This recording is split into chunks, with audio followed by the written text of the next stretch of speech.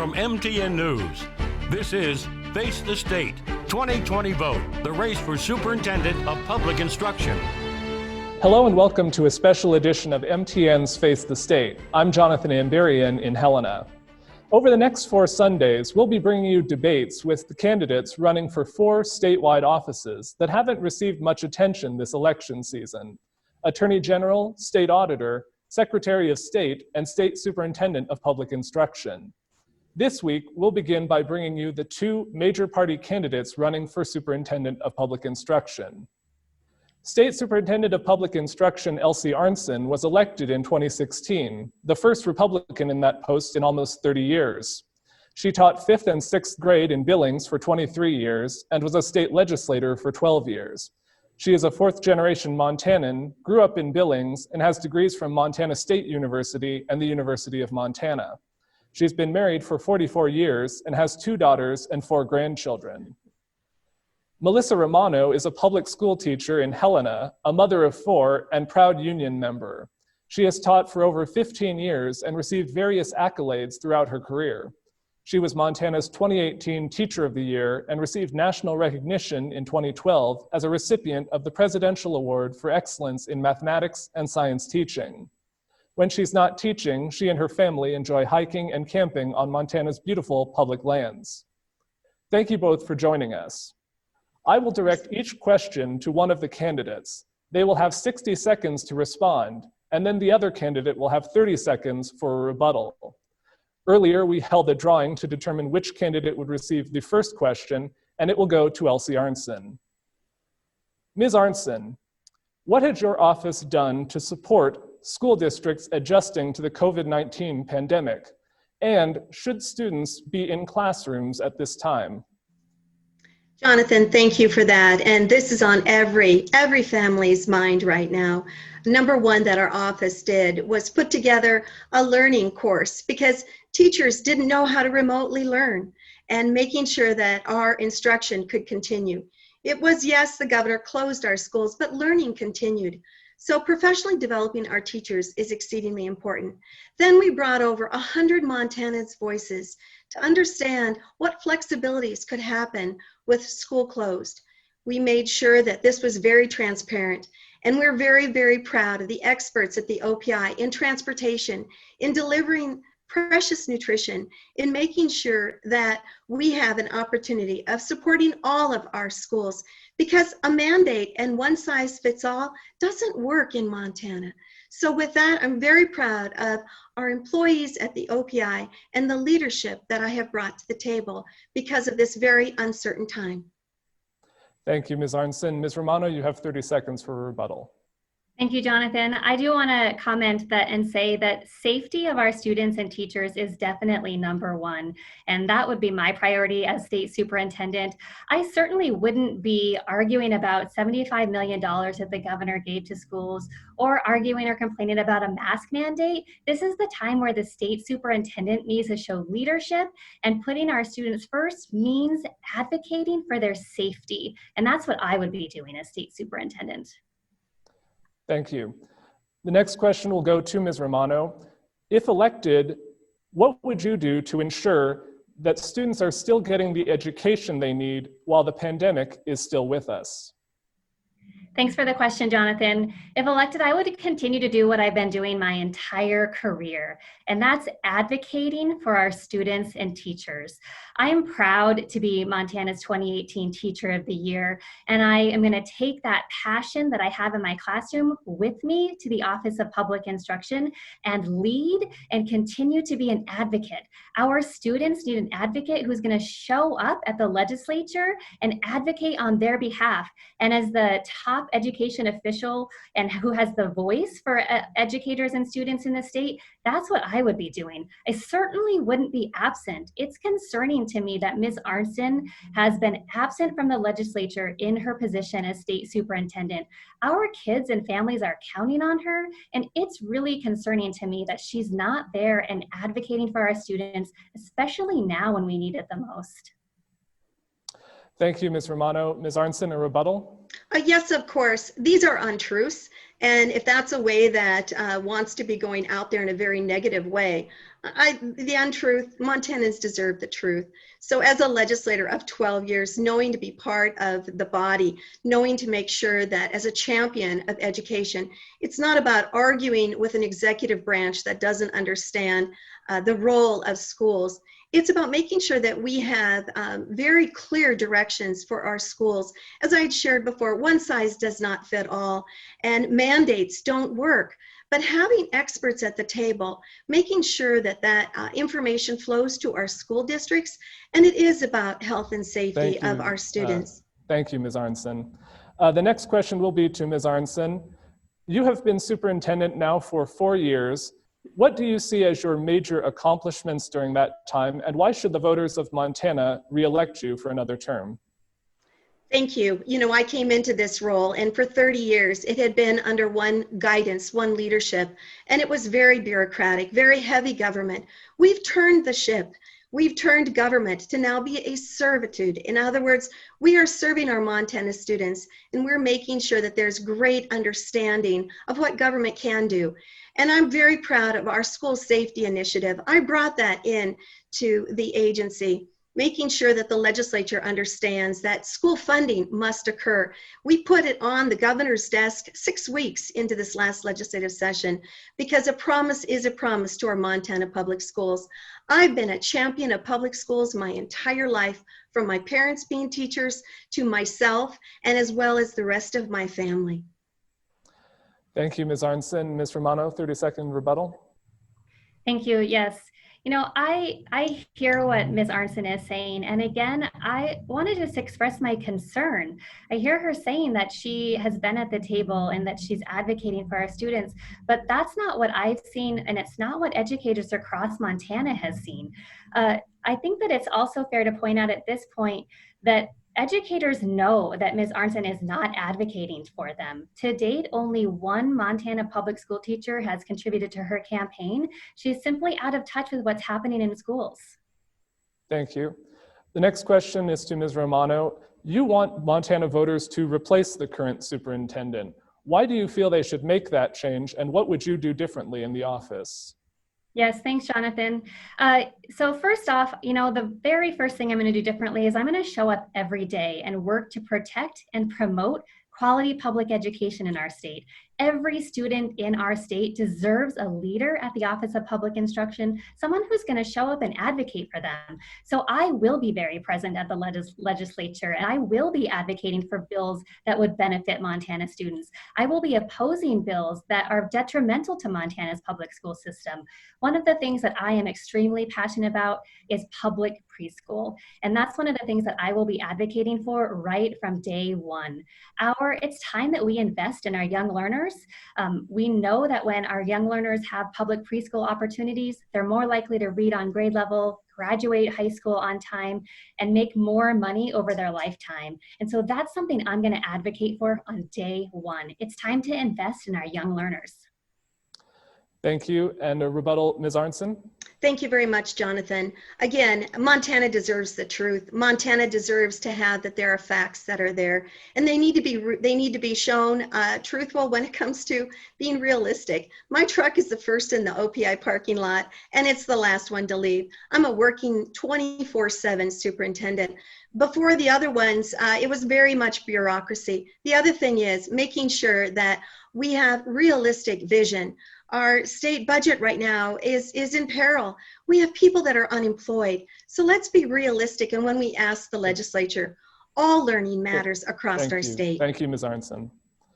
At this time, we are giving the candidates a chance to direct one question to their opponent. The first will be from Melissa Romano, directed to Elsie Arnson. Thank you. Yes, Ms. Arnson, in 2016, when we were running before, you ran on teacher recruitment and retention, saying that that was your #1 priority. Yet to date, teacher recruitment and retention in Montana has reached critical levels, and I'm wondering why you let the state legislature end the loan forgiveness program that was critical to attracting teachers to our state. Thank you, Jonathan. Thank you. Thank you, Melissa, for that question. And again, let's discuss the facts here. The loan forgiveness program is very abundant and it's working.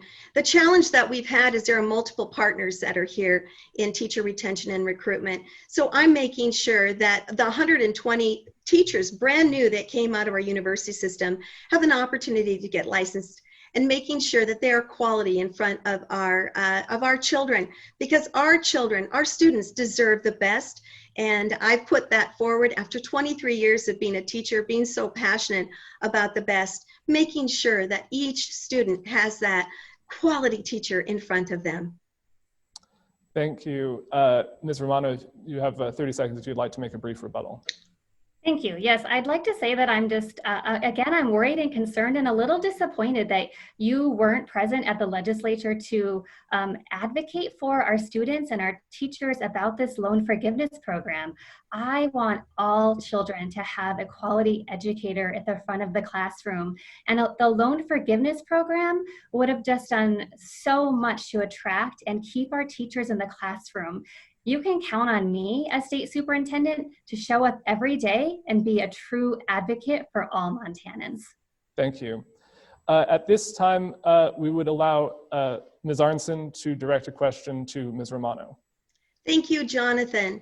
So our students and our parents expect positive examples of ethical leadership.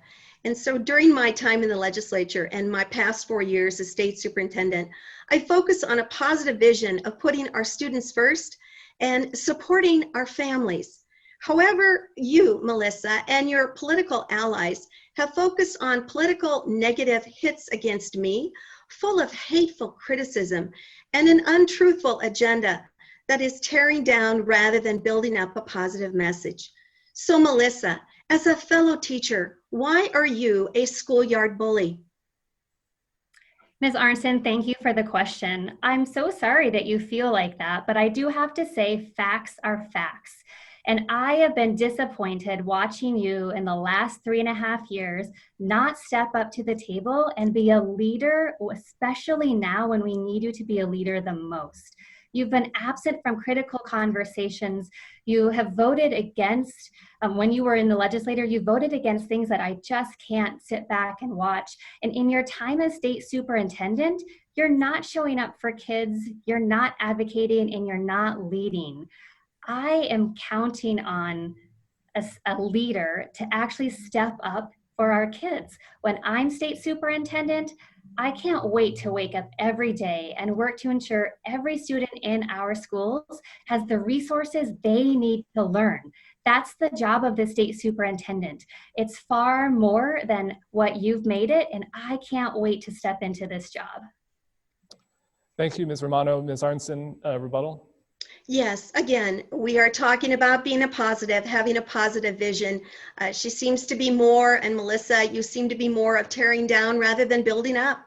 And I believe Montanans deserve more. This positive action that I'm putting forward, and have so from the day one I stepped into a classroom to now as a legislator and into my role now, it's important in a time of uncertainty in a pandemic that we have quality, that we have qualified leadership that will put that positive vision first. Thank you.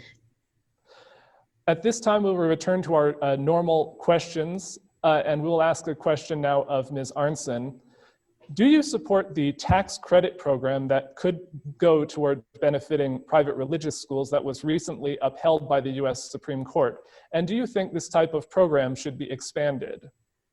Thank you, Jonathan. I was a legislator when this first came in front of us, and the governor also had it go into law. So it was a very bipartisan discussion when we were in the Capitol. I firmly believe in public school, but number one, I believe in our children.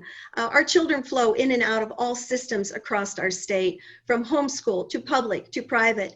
And there shouldn't be a push me, pull me on our children. They are our treasures. So as far as I'm concerned, when it comes to the tax credit, we have many of those in our law book.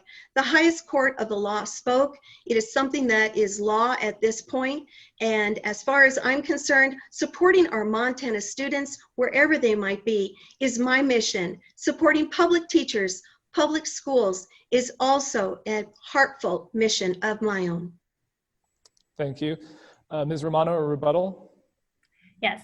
I am really looking forward to putting the public back into the superintendent of public instruction. I support public money going to public schools and not being siphoned away from the very kids who need it the most. I'm looking forward to waking up again every day, working for all Montanans and ensuring that our public monies are going to public schools. And I'm so excited to be a true advocate. Thank you, Ms. Romano. The next question is to Ms. Romano. What can the state do to help the recruitment and retention of teachers, particularly in Montana's rural schools? Should teacher pay be increased, and if so, how? Thank you, Jonathan, for the question. So I have a couple different ideas when it comes to teacher recruitment and retention, and both of my ideas really center around being a true leader and an advocate. I think Montana has absolutely amazing and wonderful educators, and it is true that oftentimes our educators are isolated or alone simply because of how big our state is. And so I'm really interested and committed to the conversation involving all stakeholders to tackle this issue. One of the things I'm interested in is using our homegrown experts and creating a system to connect teachers to teachers. I'm very excited about that because we have such amazing educators in Montana, and all of those amazing educators definitely deserve to be paid more and paid what they're worth. They're professionals, and I'm going to show up every day and advocate for them. So yeah, I would say mentoring programs is definitely a key that I'm interested in. Thank you. Ms. Arnson, a rebuttal? Just a thank you. I appreciate that Melissa is looking at supporting teachers. There's an entire system of education, and this is our teacher leaders.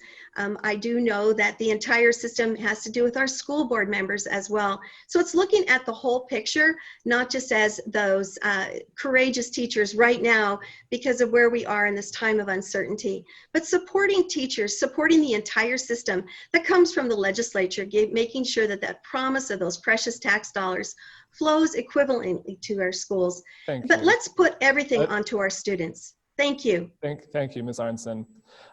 Next question will be to Ms. Arnson. Do you want to see the state institute some form of public funding for preschool? If so, what form should that take? Thank you. Learning is learning, and learning can happen when you're very young. And I know that there are studies that say that the early learning occurs when you do come into kindergarten, into the most first formal part of school. So yes, it is exceedingly important that we bring these young learners in, but it's also embracing the family, embracing our very rural communities, because it's not daycare, this is education. So we want to be very careful with preschool, that it is education, but we don't want to put too many constraints on it that might harm that forward thinking in learning. Thank you, Ms. Arnson. Ms. Romano? Thank you, Jonathan. Yes, I want to say that our budget should reflect our values. And I value Montana students and kids, and especially our young learners as a former kindergarten teacher myself. I know how important it is to reach and intervene early in a child's life, and public preschool it's absolutely time that we invest in public preschool and our young learners. We know that it will benefit long beyond when they're 5 and 6, well into when they're adults. Thank you. The next question will be to Ms. Romano. If you are elected superintendent, as a member of the state land board, how will you balance development of state trust lands with recreation and other uses? Thanks, Jonathan. The seat on the land board is a seat I take very seriously. It's where our public lands are where my family goes to hunt, recreate, spend time together, make memories. And the seat on the land board, I'm always going to approach that seat with 2 words in mind, and that's reasonable and responsible. I want to make sure that our public lands are around for future generations. So the same trails I'm enjoying with my kids, they can enjoy with their kids. I'm also going to be looking at it from a reasonable and responsible approach in terms of development. I want to make sure that that we're maximizing revenue for our schools, but again, thinking long into the future, making sure that we're all able to access public lands, just like I do in the classroom when I advocate for all my students. That's what I'm going to be doing on the land board. I'm going to be advocating for all of us. These public lands belong to all of us, and I want all of us to enjoy them for as long as we can. Thank you, Ms. Romano. Ms. Arnson, a rebuttal? Yes, I just want to say that the number one reason why the land board exists is to make sure that that delicate balance is there. But our state trust lands work for our public school children. And you need to have a business mind, like myself with a degree in economics, to be able to balance that discussion of what should be reaped off our state trust lands from timber and mineral, but also allow access. And it is a delicate balance. But number one, our responsibility, our constitutional responsibility, is to make sure that the lands work for our public schools and our children. The next question will be to Ms. Arnson. As you alluded to earlier, the state could face budget shortfalls at the next legislative session. Should schools expect any cuts in state funding? And if not, where do you believe the money will come from? Thank you. This is a very serious question. And because we're in a pandemic now and we have uncertainty coming out of the governor's office on how schools should safely reopen, it's very challenging. If you don't have a relationship built with the legislature, and I have had one over 14 years now, making sure that their promise to fund our public schools does occur, and making sure that their stability is put back in to our school board rooms where they can fund our public school teachers, where they can give opportunities to our children. And I do know that Montana is not back to its full economy, and we need to make sure that those families are embraced. So adding extra tax burden at this time is not appropriate. And I do know that it's going to be a very realistic ask of the legislature to embrace special education students, to make sure that all students have that opportunity to learn, because some things happened because of COVID, and I'm ready to lead that forward. Thank you, Ms. Arnson. Ms. Romano? Yes, thank you, Jonathan. I agree, it is a serious question. And again, I'm very worried and concerned. I hear Ms. Arnson talking about the importance of relationships with legislators. And so I'm really wondering why she wasn't there at the legislative sessions advocating for our students and our families. Montana needs and deserves a state superintendent who's going to show up and advocate on day one, especially at the legislature and when it comes to our kids and benefiting Montana schools. Thank you. We have time now for one more question, and it will be to Melissa Romano. Ms. Romano, what steps could you take as superintendent to ensure that Montana high school students will graduate ready for colleges or careers? Thank you, Jonathan. I'm going to go back to what I said earlier. This doesn't start in high school. This starts when our students are young. And so one of the first things I'm going to be doing is advocating for our young learners and advocating for implementing public preschool in Montana. We know that when students are ready for kindergarten with a public preschool option, they're more likely to read on grade level, they're more likely to graduate high school on time, they're more ready to then go on, make more money over their lifetime, and live a productive and successful life. So that's number one, what I'm going to be advocating for.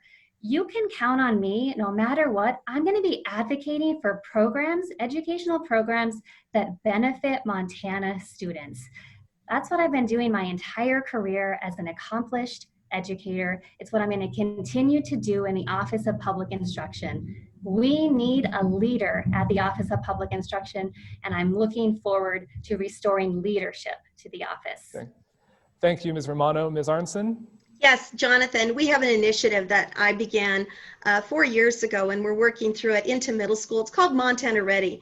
It's using those precious tax dollars, giving an opportunity as an investment to students moving forward. And this begins in middle school. You know, we can add a brand new cohort of students, but those other children are left behind. And let's invest not only invest in our children, but let's have a more robust conversation with our private partners. Our private partners are our businesses across our state. That is where our children are going to be employed at. Thank you. We will now give each candidate 90 seconds for a closing statement. Once again, we held a drawing to determine who would go first, and the first statement will be by Melissa Romano. Thank you, Jonathan.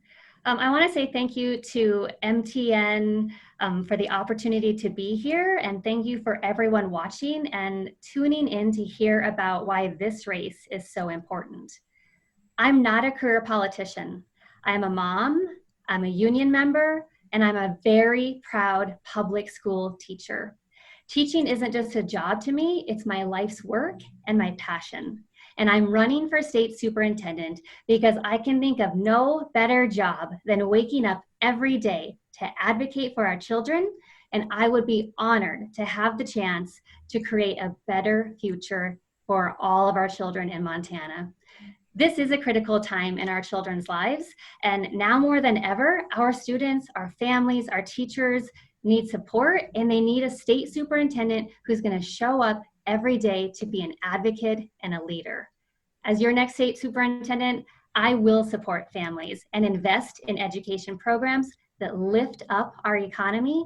I will invest in our teachers and ensure that they are able to return to classrooms safely. And I will stand by our state's constitution and ensure that every child has access to a quality education. We have a chance to create a better future for our amazing state. We can come out of this stronger and with our commitment to our children. Let's work together to restore leadership to the Office of Public Instruction and advocate for our children again. I ask for your vote. Thank you. Thank you, Ms. Romano. We'll now have a closing statement from Ms. Arnson. Thank you. And this is a big shout out to Montana families who have supported me in the past. And as Elsie Arnson, your current superintendent of public instruction, it has been an honor of a lifetime to serve you. My parents were both public school teachers, and I followed in their footsteps by spending 23 years in public school classrooms. I've legislated where I have taught, and my grandchildren now go to the same school that I also attended. This is who we are in Montana. Our Montana values are bright. And as a wife and a mother and a grandmother and a former teacher and a legislator, I thank you for the trust that you placed in me to lead our schools, not just through normal times, but in this unprecedented time. I humbly ask for your support once again, and together, we will continue to have a positive motive going forward, positive energy, putting our Montana students first, putting our teachers forward in leadership, and rejecting special interests that put politics above our children, and to ensure that our next generation is Montana ready. And I appreciate your support in helping me putting our Montana students first. Blessings to you, and please all stay well. Thank you very much, Ms. Arnson. Thank you, Ms. Romano. Thank you both for joining us today. And thank you for watching this special edition of Face the State. Join us next Sunday when MTN Chief Political Reporter Mike Dennison will have a debate with the candidates running for state auditor. Thank you very much. I'm Jonathan Amberian in Helena.